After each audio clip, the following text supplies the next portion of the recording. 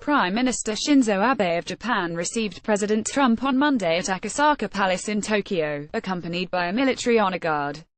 Doug Milster, New York Times, Tokyo. President Trump said on Monday that Japan could protect itself from a nuclear-armed North Korea by buying billions of dollars of American military equipment, drawing an explicit link between trade and security as he began a complex, politically charged tour of Asia.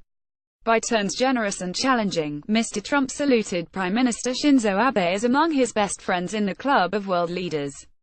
But he railed against what he said were chronic trade imbalances with Japan. And he implicitly acknowledged his disappointment that Mr. Abe did not shoot down missiles that North Korea recently fired over Japan. He will shoot them out of the sky when he completes the purchase of lots of additional military equipment from the United States, Mr. Trump said, standing alongside Mr. Abe at the Akasaka Palace in Tokyo. The Prime Minister of Japan is going to be purchasing massive amounts of military equipment, as he should. It's a lot of jobs for us and a lot of safety for Japan, the president added. Mr. Trump steered clear of the inflammatory statements about North Korea and its leader, Kim Jong-un, that he has used in the past. But he defended his use of such confrontational language, suggesting that the reluctance of his predecessors to make such statements had emboldened Mr. Kim. Some people said that my rhetoric is very strong, but look what's happened with very weak rhetoric over the last 25 years, Mr. Trump said. Look where we are right now. Mr. Trump's remarks came on a day of high pomp and plain-spoken politics, which showcased both the president's fitful adjustment to the rituals of statecraft and his determination to keeping pounding at the hot-button issues that vaulted him into the White House. Before midday, Emperor Akihito and Empress Michiko welcomed Mr. Trump and his wife, Melania, at the imperial residence.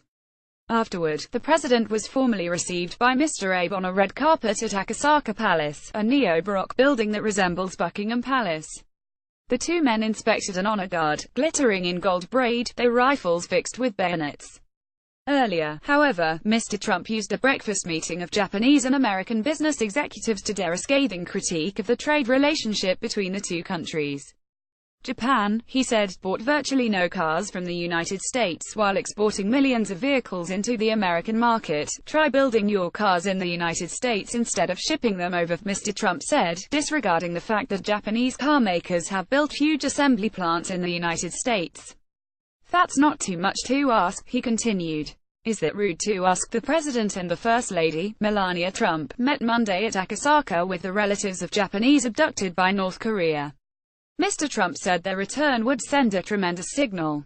Doug Milster, New York Times. In somewhat gentler terms, Mr. Trump told Mr. Abe that the United States was seeking a new kind of trade relationship. Though he praised the Japanese economy, the president added, I don't know if it's as good as ours. I think not. Okay, he said, shooting Mr. Abe a gimleted glance. And we're going to try to keep it that way, and you'll be second. Still, Mr. Trump also showed a keen appreciation of the domestic politics of his host. At Mr. Abe's behest, the president met with the families of Japanese people kidnapped by North Korea, an issue that has deep political resonance among Japanese. At the news conference, Mr. Trump likened the plight of these families to that of the family of Otto Warmbier, the American college student who was imprisoned in North Korea for 17 months and died a few days after being returned to the United States in a coma-like state. Whether by design or otherwise, Mr. Trump, who has repeatedly rejected the idea of direct negotiations with North Korea over curbing its nuclear program, seemed to suggest his stance could change if Mr. Kim returned the Japanese people his regime had abducted. North Korea has said that most of the abductees are dead. Now the spotlight is on, and perhaps we could have some very good luck, and perhaps the regime itself would send them back, Mr. Trump said. I think it would be a tremendous signal if Kim Jong-un would send them back. If he would send them back, that would be the start of something. I think it would be just something very special if they would do that, Mr. Abe, for his part, played to his guests' appetite for ceremony and spontaneity. As the two leaders strolled to lunch in a private dining room overlooking a koi pond, they were each given a wooden box of fish food and a spoon. After a few moments of delicately spooning the flakes into the pond, a restless Mr. Abe tossed in the remains of his box, leading Mr. Trump to dump his too. Mr. Trump and Mr. Abe then took seats at a long, low table on a floor covered with straw tatami mats. At the news conference, the Prime Minister referred repeatedly to Mr. Trump by his first name, Donald, recounting their meetings at Trump Tower in Mar-a-Lago, the president's Florida estate, and a dinner here on Sunday so enjoyable that he said they lost track of time. How many hours of dialogue have we had? Mr. Abe asked. I believe there have never been such close bonds, Mr. Abe reacted mildly to reports in the Japanese media, which Mr. Trump implicitly confirmed during the news conference, that Mr. Trump was dismayed by Japan's decision not to shoot down missiles North Korea fired over Japanese territory in August and September. The missiles flew over the island of Hokkaido before landing harmlessly in the sea. Mr. Trump and Mr. Abe feeding the koi at Akasaka. The president saluted the Prime Minister as among his closest friends in the club of world leaders. Doug Milster, New York Times. In conversations with other Asian leaders, a senior American official said, Mr. Trump asked why a country of samurai warriors did not shoot down the missiles, which the North Koreans launched in defiance of United Nations Security Council resolutions. Mr. Trump did not directly address the issue on Monday, though he noted that over the weekend an American anti-missile system had shot down a missile fired on Saudi Arabia by Houthi rebels in Yemen. Japan had tracked the missiles North Korea fired over Japan, Mr. Abe said, and would have shot them down if they had posed a threat to Japanese citizens. Japan's American-made missile defense systems would have enabled it to shoot down the missile that flew over Hokkaido on August 29, though not a subsequent one tested on September 15. It is also possible Japan could have missed if it tried to shoot the missiles down, which would have been an acute embarrassment. Legally, the question is even more complicated.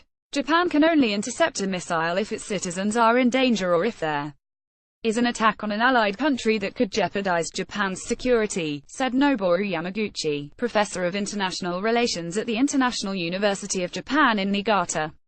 Since North Korea has so far only conducted missile tests, as opposed to launching missiles armed with warheads, Japan does not have the legal right to intercept them.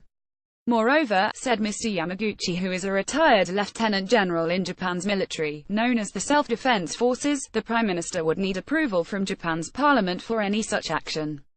Mr. Yamaguchi dismissed Mr. Trump's reference to samurai warriors as a caricature. Samurais are quiet up until the last moment, he said.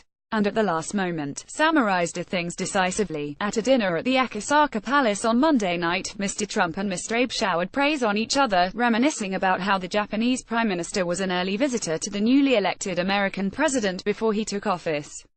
Mr. Trump laid responsibility for the episode squarely on Mr. Abe, saying in his toast that he tried to prevent the visit after Abe said it would be inappropriate to meet with a foreign leader before the inauguration, but Mr. Abe was already on his way to New York. I said, there's no way he lands and I don't see him, Mr. Trump said of Mr. Abe. I saw him, and it worked out just fine. Motoko Rich contributed reporting.